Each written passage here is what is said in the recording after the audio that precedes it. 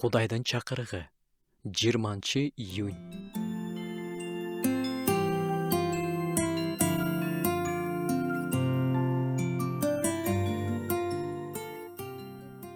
Анын үстүнө рухта алсыз болгон кезибизде бизге күч берип турат.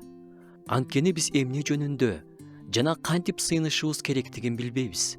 Бирок рух өзү тил жеткис улутуунулары менен биз үчүн арачылык кылат. Анткени рух ыйыктар үчүн Кудайга жаккандай арачылык кылат.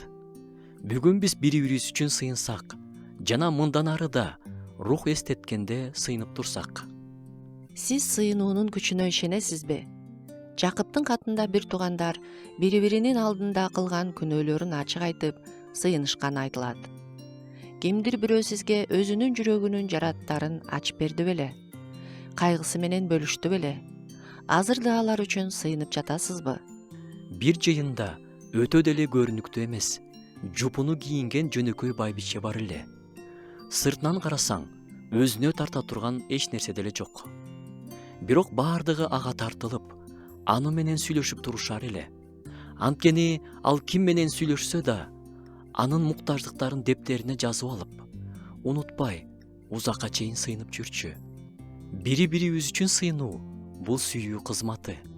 Бир жолу бир эже кийим үтүктөп жатып эле бир тууганы үчүн сыйыныш керек деген белги алат. Чын эле көптөн бери ал үчүн сыйына элекмин, кечинде сыйынайын, дейт. Бирок рух аны сыйынууга дароо азыр отурууга чакырат. Жүрөгү туйлап тынч ала албайт. Бир саамга ойлонуп туруп үтүктү сууруп салат да Кудайдын алдына келип сыйына баштайт. Ал тынымсыз 50 мүнөттөй сыйынгандан кийин жүрөгү тынчтанып калат.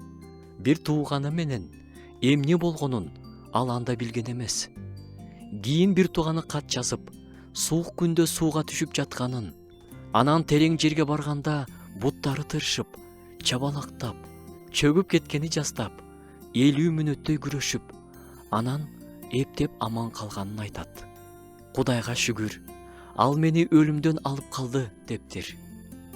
Ал так ошол бир тууганы сыйынган убакыт эле. Ыйык рух сизди сыйынууга чакырса, дароо тил алчакты кылып сыйыныңыз. Бири-бириңиздер үчүн сыйыныңыздар. Муктаждыктар өтө көп. Теңир бизге эмне үчүн сыйынышыбыз керек экенин дайыма көрсөтүп берип турсун.